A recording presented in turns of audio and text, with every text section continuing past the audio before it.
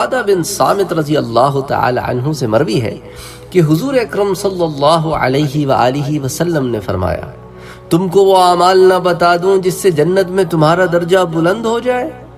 صحابہ کرام نے فرمایا، ہاں اللہ کے رسول۔ آپ صلی اللہ علیہ وآلہ وسلم نے فرمایا، جو تم پر جہالت کرے، یعنی تمہارے مرتبے کی رعایت نہ کرے، تکلیف دہ باتیں کرے، تم اسے برداشت کرو۔ جو تم پر ظلم و زیادتی کرے، تم اسے معاف کر دو۔ جو تم کو محروم رکھے، تم اسے دو۔ اللہ اکبر۔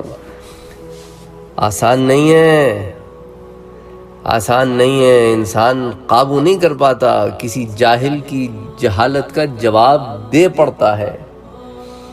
اللہ اکبر۔ اور جاہلوں سے تعارض کرنا چاہیے، کیونکہ یہ جاہل ہے، ہٹ دھرم ہے، وہ اور بگڑ جائے گا۔ پھر موقع دیکھ کر انسان سمجھا دے اسے، لیکن اسی وقت ریاکٹ کریں گے تو پھر اس کو وہ چیز اور بھڑکائے گی۔ تو بہتر ہے کہ اس کو بندہ اگنور کرے، کہ شریف اپنی شرافت سے ڈرا، رذیل سمجھا کہ مجھ سے ڈرا۔ تو برداشت کرو، پھر اس کی تعلیم ہو، تربیت ہو، تاکہ اللہ کرے وہ ہدایت پر آ جائے۔ اور اگر وہ ایسی ہے تو ایسے لوگوں سے دور رہنا بہتر ہے۔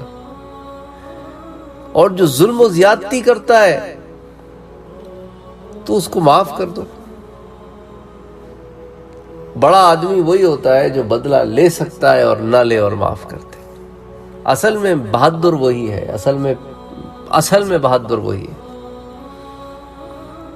آسان نہیں ہوتا نا، جو محروم کرے اسے آپ دیں، آسان نہیں ہوتا۔ اس روایت کو ترغیب میں روایت کیا گیا ہے پیج نمبر 342 پر۔ اسی طرح مکارم میں ابن ابی دنیا پیج نمبر 31 پہ ایک اور روایت لاتے ہیں۔ حضرت ابو ہریرہ رضی اللہ تعالیٰ عنہ سے ایک روایت میں منقول ہے کہ اللہ کے نزدیک بلند مرتبہ حاصل کرو۔ پوچھا گیا وہ کس طرح؟ تو آپ نے فرمایا، جوڑ رکھو اس سے جو تم سے توڑ رکھے، دو اسے جو تم کو نہ دے، برداشت کرو اس سے جو تم پر جہالت کرے۔ ملتے جلتے الفاظ ہیں، لیکن روایت اور ہے، راوی اور ہے۔ تو اب کیا ہوتا ہے کہ لوگ دیتے تو ہیں، لیکن کبھی ناشکری یوں بھی کر دیتے ہیں کہ یار کیا ہمارا ہی کام ہے دیتے رہنا، وہ تو کبھی کچھ دیتے ہی نہیں۔ تم اپنا فرض نبھائے جاؤ، وہ کیا کرتے ہیں ان کی پوچھ ان سے ہی ہوگی، تم سے تمہاری پوچھ ہوگی، تم اپنا فرض نبھائے جاؤ۔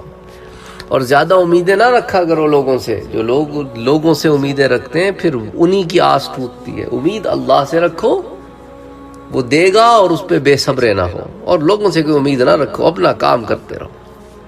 بہرحال علماء ضمن میں یہ بیان کرتے ہیں کہ احادیث پاک میں جوڑ رکھنے اور تحمل و برداشت کرنے کی بڑی فضیلت آئی ہے۔ توڑ اور جوابی کارروائی کی وجہ سے آپس میں اختلاف ہوتا ہے، عناد ہوتا ہے، پھر وہ سلسلہ نسل در نسل چلتا رہتا ہے۔ لیکن اگر انسان اپنے اندر ان اخلاق فاضلہ کو جمع کرے اور ان پر عمل درآمد رکھے تو ایسے اخلاق سے پھر دشمن بھی دوست ہو جاتے ہیں، اور آپس میں محبت اور ربط پیدا ہوتا ہے، شرافت میں اضافہ ہوتا ہے، معاشرے میں اچھی چیز جو ہے وہ ربط پکڑتی ہے، اور کبھی کبھی سامنے والا شرمندہ ہو کے خود محبت کرنے پر مجبور ہو جاتا ہے۔ تو توڑ پر جوڑ کرو، ظلم پر تحمل کرو، یہ اہل اللہ کے اوصاف ہیں۔ اللہ تعالی ہمیں ان اوصاف کو اپنانے کی توفیق